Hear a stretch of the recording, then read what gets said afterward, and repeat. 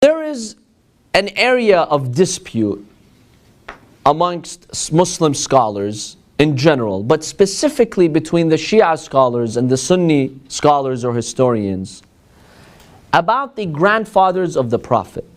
His fathers and grandfathers, his mother for example. Do they have to be believers in God or no? They were disbelievers. They were not believers. Maybe some of them were even idol worshippers. The school of Ahlulbayt, when it comes to the fathers of the Prophet, is very clear and strict that all of the fathers and grandfathers of the Prophet were faithful individuals who worshipped God and only believed in one God. They were not atheists, they were not polytheists. They were all pure in their belief, in their faith. Whereas the majority of Sunni scholars, they believe the parents of the Prophet died kafir, they died as non-believers, and most of the Prophet's grandfathers were not believers.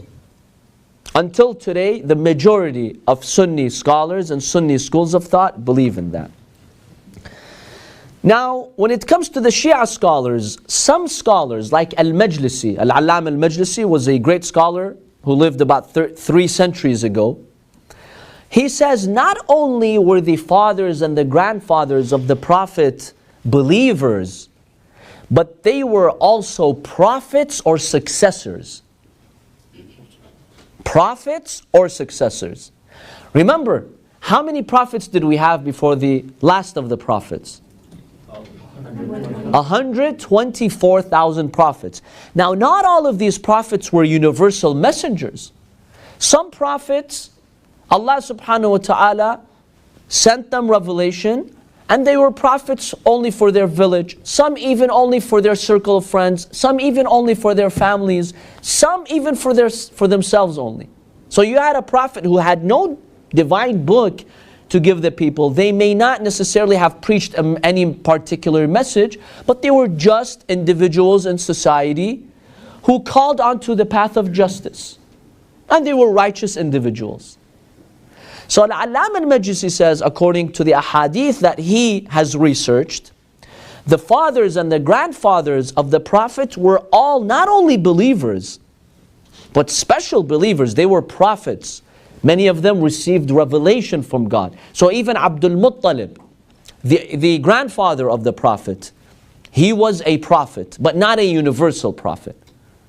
He did receive some sort of divine inspiration or revelation from Allah subhanahu wa ta'ala.